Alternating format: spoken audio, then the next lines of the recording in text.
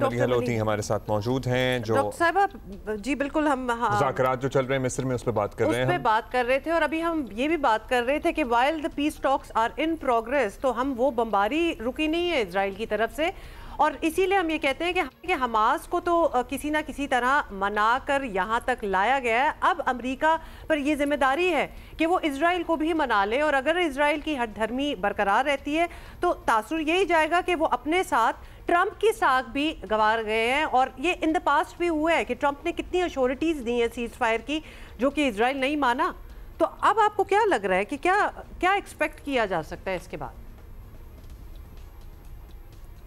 اب یہ دیکھنے کی بات ہے کہ صدر ٹرمپ اسرائیل پہ کتنا دباؤ ڈالتا ہے، کتنا پریشر ڈالتا ہے، جس سے کہ مختلف جو ایشوز ہیں جن پہ کہ ابھی مذاکرات ہوں گے، اگریمنٹ کی ضرورت ہوگی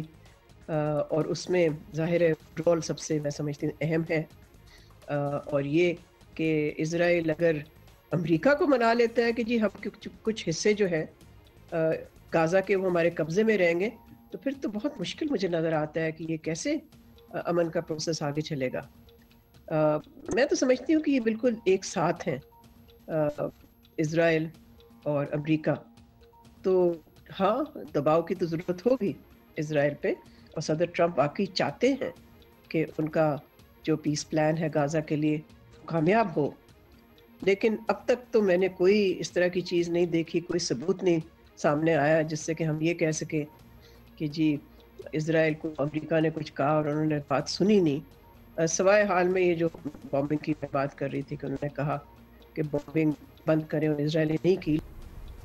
ڈاکٹر صاحبہ ظاہر ہے اس معاملے کا کوئی طویل مدتی حل بھی نکلے لیکن فوری طور پر جنگ بندی ہو جائے یہ بھی سبھی کی خواہش ہے، لیکن اس کے بعد مسئلہ فلسطین کا ایک مستقل سسٹینیبل حل بھی نکلے.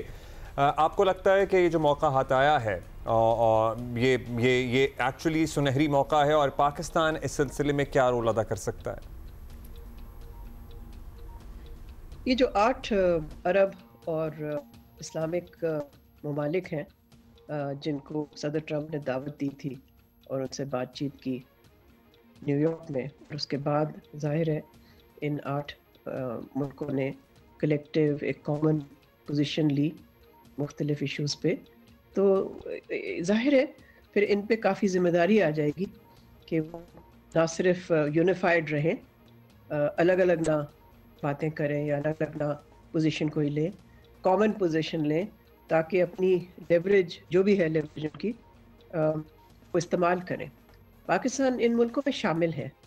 سو آپ کا سوال کہ پاکستان کا کیا رول ہو سکتا ہے، ظاہر ہے رول اس کلیکٹیو ایک ایفرٹ میں ہی شرکت کر کے ہو سکتا ہے. الگ سے تو پاکستان نہیں کچھ کر سکتا، لیکن اور کچھ ملک جو ہے ظاہر ہے زیادہ اہم ہے بیکاز وہ تو میڈیٹرز ہیں. مثال کے طور پہ ظاہر ہے قطر، ایجپٹ، ٹرکی، انہوں نے تو ڈائریکٹلی ڈیل کر رہے ہیں نا حماس کے ساتھ اور میڈیٹرز ہیں between Hamas and America and Israel. بہت شکریہ ڈاکٹر ملیحہ لودھی، سینئر سفارتکار ہمارے ساتھ اپنا ایکسپرٹ اوپینین ہمیں دے رہی تھیں. اور ایکچولی یہ بات مڈل ایسٹ کے حوالے سے اور فلسطینیوں کے حقوق کے حوالے سے، جنگ بندی کے حوالے سے پچھلے 2 سالوں میں کئی بار ہو چکی ہے، اس لیے امیدیں ہوتی ہیں of course and we want some relief for the Palestinians, لیکن پھر وہ نہیں ہوتی، پھر ختم ہو جاتی ہے. لیکن اس مرتبہ جو ظاہر ہے بہت میجر کوشش ہے جس میں دیگر ممالک بھی شامل ہیں اور صدر ٹرمپ بھی ہیں. لیٹس ہوپ کہ کوئی نتیجہ نکلے. لیکن پھر ہم اس قسم کی وہ بمباری والی چیزیں جہاں پیپل غزہ میں لوگ دے آر ٹرائنگ ٹو فلی اور ان کے جو وہ ریفیوجی ٹینٹس وغیرہ پہ اگر آپ بمباری کرنا سٹارٹ کر دیں گے تو آپ کی وہاں سے کسی بھی قسم کی انسانیت کی توقع رکھنا، یہ اب ہم میرا خیال ہے وی شوڈ گو، ہم اس سے باہر نکل آنا چاہیے کیونکہ اب جو بھی یہ جنگ بھی رکے گی، یہ سب معاملہ بھی رکے گا تو بس یہ عالمی دباؤ اور صدر ٹرمپ کے دباؤ کی وجہ سے ہی ہو رہا ہوگا.